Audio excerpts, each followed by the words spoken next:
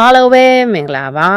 မလေးတသားပြောစာကြောင်းလေးတွေနဲ့ပတ်သက်တဲ့ဒီကားအခါ23မှာပြလဲကြိုဆိုလိုက်ပါတယ်ရှင်ဒီနေ့ကတော့လေ့လာသွားမှာတော့စัจကျေပဲစာကြောင်းတိုးလေးတွေပဲဖြစ်ပါတယ်အခုမှမလေးစာလေ့လာနေတဲ့လူသေးလေးတွေတဲ့ဒီသားသိတဲ့စာကြောင်းလေးတွေဖြစ်ပြီးလေ့လာခါတည်တဲ့ပြောလေးတွေပဲဖြစ်ပါတယ်ရှင်အားလုံးတူတူကလေ့လာသွားကြရအောင်ရှင်ဒီဟာကကြီးတယ်မလဲလို့ besar ini besar ဆိုတာကကြီးတယ်ပြီးနီးဆိုတာကဒါဒီဟာကိုပြောတာနော် besar ini besar ini သူရဲ့စัจကျေပဲစကလုံးထိတဲ့ဟိုဟာကသေးတယ်မလေးလို့ kecil itu kecil ဆိုတာကသေးတာကိုပြောတာနော် itu ဆိုတာကဟိုဟာကိုပြောတာပါ kecil itu kecil itu သူ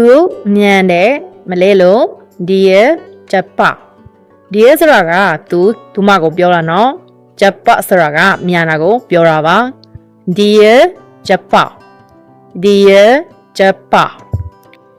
သူရဲ့စัจကျေပဲစကလုံးဖြစ်တဲ့ကျတော့မီးတယ်မလေးလို့ saya lambat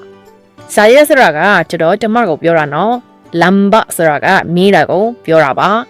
saya lambat saya lambat ဒါက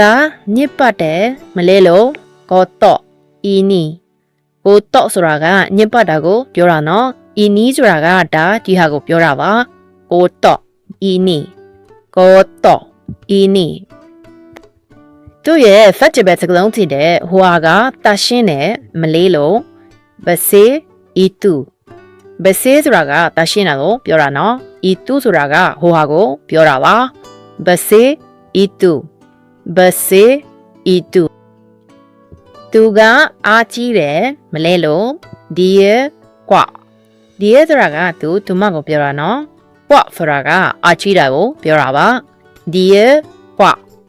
dia kuat သူရဲ့စัจကျေပဲစကလုံးဖြစ်တဲ့ကျတော့ကအားနေတယ်မလေးလို့ saya lemah saya ဆိုတာကကျတော့ကျမတို့ပြောတာနော် lemah ဆိုတာကအားနေတာကိုပြောတာပါ saya lemah saya lemah ဒီနေ့ဗီဒီယိုလေးကတော့ဒီလောက်ပါပဲရှင်စัจကျေပဲစာကြောင်းတူလေးတွေလေ့လာရတာအစီတီးလေဆိုရင်အစီတီးတယ်လို့ရေးခဲ့ပြပါအားလုံးကိုကျေးဇူးတင်ပါတယ်ရှင်